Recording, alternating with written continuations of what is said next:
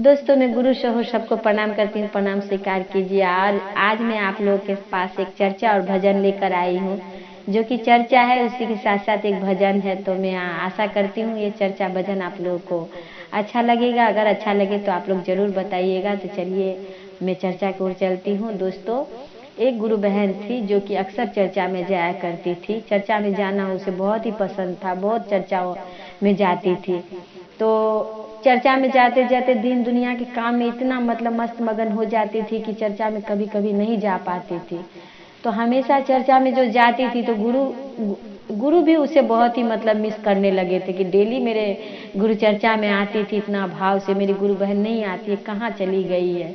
तो जा करके देखी कि वो बहुत ही अपना दिन दुनिया में खो गई है, गुरु को आस्ते आस्ते भुला चुकी है। तो गुरु वहाँ पर गए एक तो साधु का रूप लेकर के और उनसे कहे कि बेटा तुम ये सब काम किसके लिए करती हो। तो कहने लगी कि घर संसार के लिए, इसके लिए, भाई के लिए, माँ के लिए, बाप के लिए। तो गुरु कहने लगे कि बेटा ये कोई अपना नहीं है। हाँ, गुरु का काम भी करना आपको जरूरत है। आप गुरु को छोड़ दिए हो, ये अच्छा नहीं कि आप अपना घर का काम भी देखो और गुरु को भी देखना आपका जरूरी है। तो आप ऐसा क्यों किए हो। तो कहने लगे कि नहीं नहीं, गुरु तो जो है सो है, पर माँ बाप फैमिली सभी काम आते हैं, ऐसे बात नहीं है गुरु जी। बहुत ही कहने लगे। तो गुरु ने उससे कहा कि ठीक है बेटा, तुम्हें लकड़ी बीन लो और बीन करके और घर चलो और वहीं पर हम तुम्हारे सवाल के जवाब देंगे कि कौन अपना है और कौन पराया है। दोस्तों, तो वो लड़की जो है लकड़ी बीन ली, बीन करके एक गट्ठर बना ली और बना करके जो है गुरुजी सांप का रूप धारण कर लिया। धारण करके उस लकड़ी का गट्ठर में गुरुजी लिपट गए और लड़की से कहा कि तुम अपना मस्तक पर में गट्ठर को ले लो। वो लड़की गट्ठर को मस्तक पर लेकर के आंगन में आती है। आंगन में डालते ही वो लड़की बेहोश हो जाती है, बेहोश होकर वहाँ पे गिर जाती है और उसे सब ख्याल ज्ञान रहता है, बस वो बेहोश रहती है। तो गुरुजी वहाँ पर भेष बदल कर आते हैं और कहते हैं उनके घर के लोगों को कि बहुत सब रो रहे हैं, माँ रो रही है, उधर उसे पापा रो रहे हैं, सब के सब रो रहे हैं, बिलख रहे हैं, मानो क्या उनका खो गया हो इस तरह से। दोस्तों, तो वो गुरुजी आते हैं, कहते हैं उनकी माँ को कि देखिए आप क्यों इतना रो रहे हैं। तो कहती है कि मेरी बेटी जो थी सो मर गई है, इसी के वजह से हम रो रहे हैं। तो गुरुजी कहने लगे कि कोई बात नहीं है, वो मर गई है तो कोई बात नहीं है। तो ये मेरे कमंडल में पानी है, इसको आप पी लो तो आप मर जाओगे या ये जिंदा हो जाएगी। तो माँ कहने लगे अरे नहीं नहीं, वो मेरी एक बेटी मर गई है तो क्या हुआ, क्या मेरा और औलाद नहीं है, मैं उनके लिए जीना चाहती हूँ। फिर वहाँ से गए उनके पापा जी के पास, पापा जी से कहे कि लीजिए पानी आप पी लीजिए, आप मर जाएंगे, आपकी बेटी जिंदा हो जाएगी, आप तो इतना दुनिया देखे हैं, वो तो कुछ भी नहीं देखी है। तो उनका पापा कहते अरे नहीं नहीं, हम अपना पोता को नहीं गोद खिलाए हैं, हम अपना पोता को खिलाएंगे तो इस दुनिया से मरेंगे, आप ऐसा क्यों कहते हो।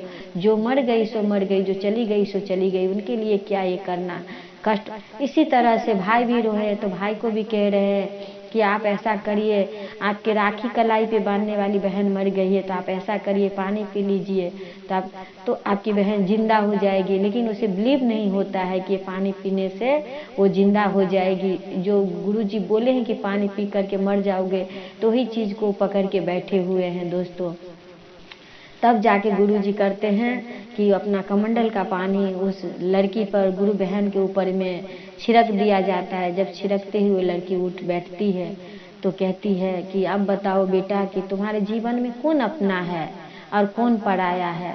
तब वो लड़की समझ गई सही में ये दुनिया सब खाली मोह माया का बंधन है। ये बंधन में हम जब तक फंसे रहते हैं तब ये हमारा अपना है, वो अपना है, वो अपना है, पर देखा जाए तो कुछ भी अपना नहीं है। सब अपना अपना कर्म करते होते हैं। हम भी अपना कर्म करते हैं, वो भी अपना कर्म करते हैं।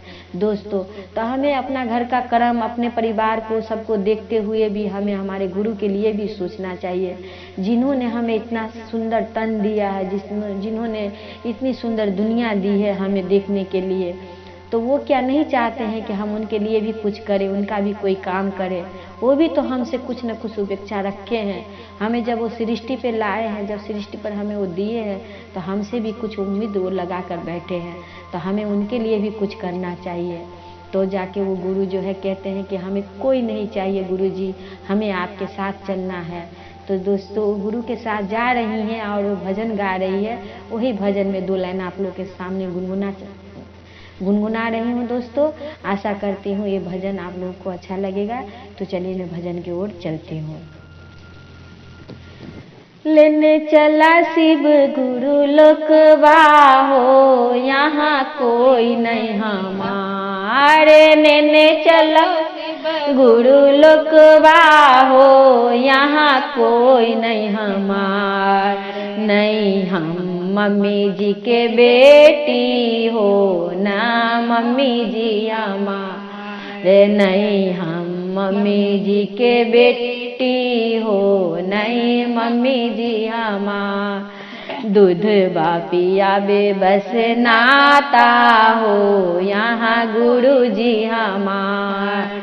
दूध बापिया बस नाता हो, यहाँ गुरु जी हमारे। लेने चलो शिव गुरु लोकवा हो, यहाँ कोई न हमारे। लेने शिव गुरु लोकवा हो, यहाँ कोई नहीं हमार। नहीं हम पापा जी के बेटिया हो नहीं पापा जी हमार। नहीं हम पापा जी के बेटिया हो नहीं पापा जी हमार।